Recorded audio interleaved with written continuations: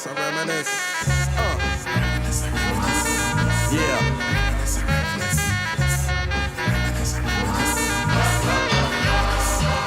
Hey everybody, back at it again. This your girl Kenlo from the Kenlo Show. Today we have our special guest, the new classic. I see it here how many times. It's the same old story we heard for so long.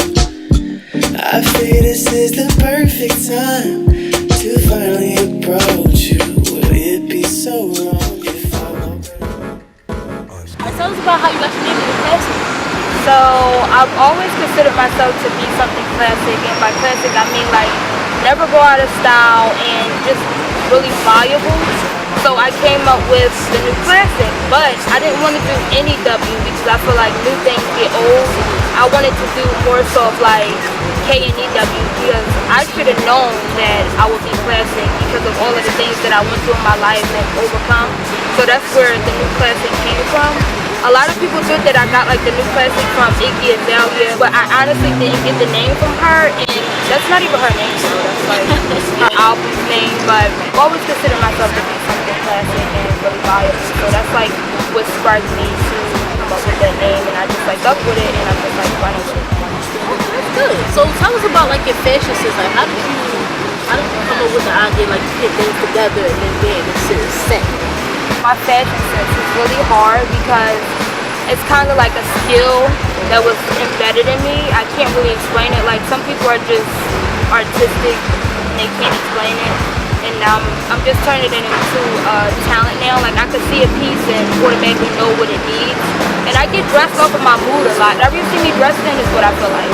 So like right now I have on like a picture skirt and a no more boyfriend t-shirt. That's because that's how I feel. I'm actually standing for that right now. I don't want to do no more boyfriends until I actually have a husband. So I'm just like rocking with it. However I feel is just like how I look. So from your Instagram, right? I see you do a lot of videos on positivity and things like that. And I also recently watched a video on how you put posters on your wall. Yeah. To keep you going. So tell us how you keep going and remain happy every day. Like how do you do that every day? I try not to put so much pressure on myself because in life a lot of things we just can't control, and because like we are God's puppets, He's actually controlling us. I don't control what I do or my destiny. I can only control my fate, and my fate is what I want to do. So it's like I try to just take it like every day at a time, and whenever I'm feeling stressed out or feeling like really down because something isn't going my way, I didn't accomplish something, or I seen someone else that's my age driving a BMW, it's just like that's not meant for you. You gotta take it one day at a time. You gotta trust your timing, because like if you don't trust your timing, you'll never understand yourself and you'll never be happy. Just a matter of me, telling myself good things about myself every day, even if I don't 100% feel like that. It's just me making sure that in the future I'll possibly feel like that, because a lot of people, they don't think for the future, they just think for like right now. How I feel about right now, what I have right now. You have to do things for the future right now in order to be where you want to be later. I just try to think about where I'm at and where I want to be and the distance in between, and that's what keeps me going and keeps me happy, and knowing that I can't control everything in life. So what in food motivates you the most to keep doing what you're doing? And do you ever feel like you want to give up? Are there days that you feel like, nah? Yeah. My cousin, he passed away. He was more like my brother. We were like this, like glue. I'm not lying. Anybody that knows me, because we were the same age. Our birthdays was 1 month and 2 days apart, so we were like literally like twins. When he was younger, he would always say like, I want to be an entrepreneur, but we had to raise ourselves, so I was more so of the motherly figure. That's what got me into nursing, because I knew that at a young age, nursing is what really get me out of the hood and what really take care of my family and its stability. Opposed to him, he had that mindset like, I want to be an entrepreneur, I want to own my own business, I want to do t-shirt, restaurant, because he liked to cook. And he passed away at 17. That's what keeps me going every day, is just like knowing that I'm not living for myself anymore. I'm living for him, even though like he died so young, that doesn't mean that he couldn't have a good life. Time waits for nobody, and I feel like I shouldn't have to waste my life. It's times when I do get sad, like I was on Twitter last night and I posted a picture of him. It's really unreal. Like some days I really just like need somebody to talk to, because I don't have anybody to talk to, because people are so judgmental that they can't look past the fact that you just want to listen to ear sometimes. You don't really want to be judged. You don't really want to be told anything. You just want somebody to just hear you and to feel you. Know that you're not perfect and you're not going to have it all together. And that you make mistakes, whether that's in relationships, your business, in school, and work, just life decisions and, you know, in life general. I just think of him all the time, and I think about what he would want me to do, and I know he wouldn't want me to give up, so that's enough motivation right there, knowing that one person don't want you to give up, and it just pushes me. I had a sister that passed away years ago. That's what she keep me going too. Like every day I wake up, like, you know, I could just give up today, but I gotta remember there's somebody up there watching me, so I just gotta keep going. I'm really spiritual when it comes to like the earth and everything that the world has to offer. So I see a butterfly every day, and I count on that butterfly. It's always a white butterfly, and I honestly feel like that's my brother that's coming near me, because I don't use my phone when I'm walking down the street. I actually like to see the trees, see what's going on, and actually just feel the earth. So by that butterfly coming to me, it's just like, okay, you know what you got to do today. You got to have a positive outlook. It's somebody watching you, whether you see that person or not. Watching you. How do you see yourself prospering from that? Like Kanye said, started a little blog just to get some traffic.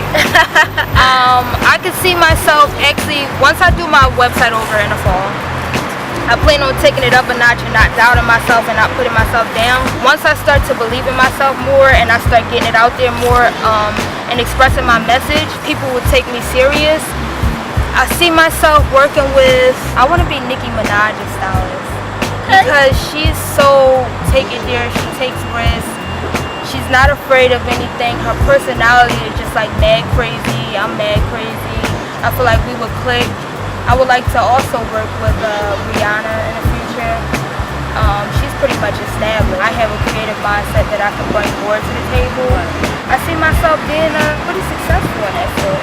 What is your greatest advice that you can give to the people as far as anything that they want to do, especially in fashion? I would just say, be yourself. Don't care about how people look at you when you're walking down the street. It don't matter what your parents say. It doesn't matter about what your cousins say or whoever's doubting you. I would just say, be yourself, trust your journey like Ray said, and be willing to express yourself unapologetically. You have to be unapologetic in your glow up, because if you're not, you're going to constantly doubt yourself and you're not going to believe in yourself. I would just say, seriously, 200%, not 100%, but 200% believe in yourself and believe in your creative mindset and what the gift that God gave you. That would be my advice to anybody. So how do you separate your personal and your business from it? I try to think of everything as being business, because if you do separately, it's like, okay, this is one world, this is another world, and I'm not really that good at juggling things, so to keep things in order, I just look at it as a business aspect. Like, nothing is personal, even though it's my personal life, because same way with my mom, even though that's my mom, she's still a woman at the end of the day. So I might do something and she might be envious of me, or she might not like it, or she might wish that she did it because she didn't do those things when she was younger. But I can't really fault her, because she's still a woman at the end of the day. Even though she's my mom, her mindset is just still womanly life. Right. And you know how women think, you know how women are, we're kind of irrational when it comes to things. So I try to just keep that mindset, like, nothing is really personal, no matter what anybody do to you, no matter what anybody say to you, just like keep it moving and keep it flowing. You gotta keep it professional, you gotta keep yourself busy.